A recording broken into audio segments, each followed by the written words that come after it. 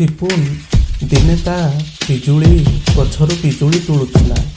ତାକୁ ସନ୍ଦେହ ହେଲା ଯେ କିଛି ପିଜୁଳି ବୋଧେ ନାହିଁ ନା, ମୋ ପିଜୁଳି ଚୋରି କିଏ କରୁଛି। ସିପୁନ ତାର ଦିନ ଲୁଚିକି ତା ଘର ପଛପଟେ ବସିଲା ଆଉ ଦେଖିଲା ଯେ ସେ ପାରାଟି ଆଉଚି ଆଉ ପିଜୁଳି ଧରିକି ଉଡ଼ି ଯାଉଛି। ସିପୁନ ସେଇଠୁ ଉଠିକି ତାକୁ ତୋଡ଼ିବାକୁ ଲାଗିଲା। ତୋଡ଼ିଲା ତାକୁ କିନ୍ତୁ ତୋଡ଼ି ପାଇଲାନି। ସେ ଦେଖିଲା ଯେ ତା ବସାରେ 2ଟି ଅଣ୍ଡା ଅଛି। ସିପୁନ ସେଇଠୁ ଜାଣିପାଇଲା ପାରା କୋଉଥିପାଇଁ ପିଜୁଳି ଚୋରି କରୁଛି। ସିଏ ସେଇଠି ବସିଲା ଆଉ ହସ ଖୁସିରେ ପାରାକୁ ପିଜୁଳି ଖାଇବାକୁ ଦେଲା। ତାର ଦିନ ସେ ଘରେ ଶୋଇଥାଏ, ବହୁତ ବଡ଼ ଗୋଟେ ବର୍ଷା ଆଉ ଘଡ଼ଘଡ଼ି ମାଡ଼ି ଆସିଲା। ସିପୁନ ଦୌଡ଼ି ଆସିଲା।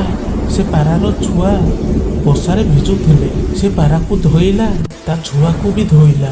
ସେଇଠୁ ଜଙ୍ଗଲ ରାସ୍ତାରେ ଦୌଡ଼ି ନେଇଗଲା। ତାକୁ ନେଇକି ଗୋଟେ ଘର ଭିତରେ ରଖିଦେଲା। ଏତେ ସବୁ ହେଲା ପରେ ସିପୁନ ପୁଣି କାନ୍ଦିଲା। କଣ ପାଇଁ ସେ କହୁଛି ଶୁଣ।